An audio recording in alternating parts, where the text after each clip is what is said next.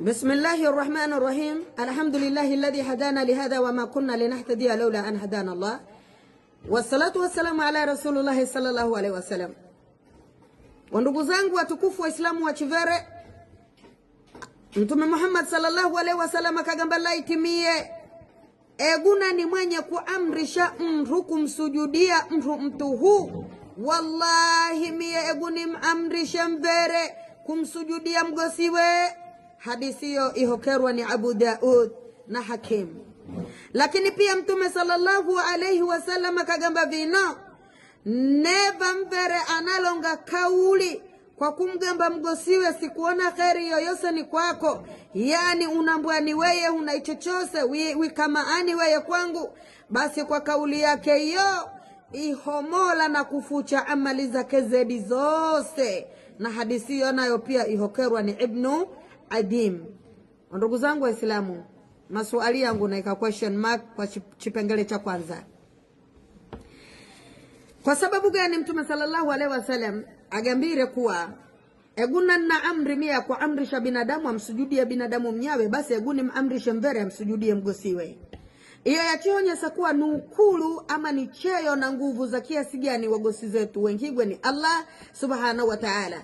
Ni ukulu wa daraja zao za kiasi gani wagosi zetu wengigwe ni Allah subhanahu wa ta'ala. Na yeye kawafadhilisha kwa maliza ozia na kwa maliza ozia wala vize.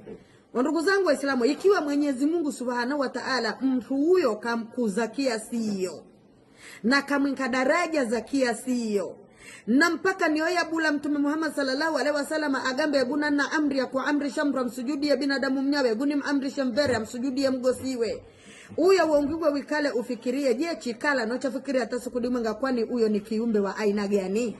Wenga hichi kuwatoa wagosi zetu mabakuli memitwi milavi washitake kwa serikali, kuwafunga, kuwatukana, mpaka mara kuwachita, kuwaletera wagosi watu mwezi nyumba. Wengahi china milomo ya lameta.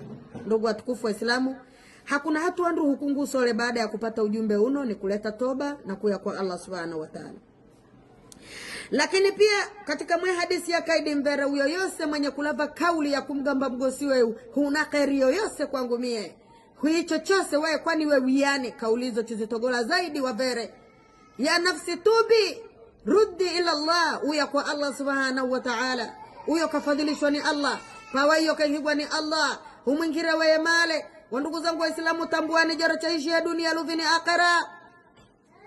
Lakini kaulizo za gambwa zalaga za kherize tuzose chijamanye, zalaga la zafucha hizi kherize tuzose chijamanye.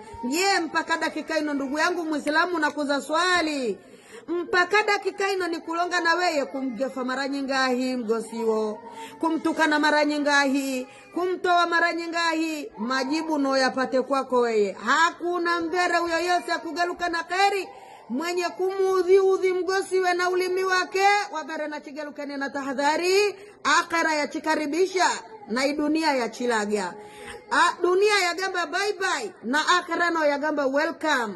Wimjeni wa aina gani? Wimjeni wa shari au wimjeni wa khairi? Na kuigala zawadi gani kufosano ya dunia kuita akhira? Kuna zawadi gani umwigaire Allah subhanahu wa ta'ala?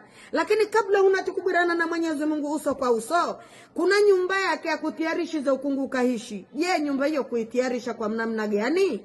Wabillahi tawfiq. Assalamu alaikum wa rahmatullahi wa barakatuh.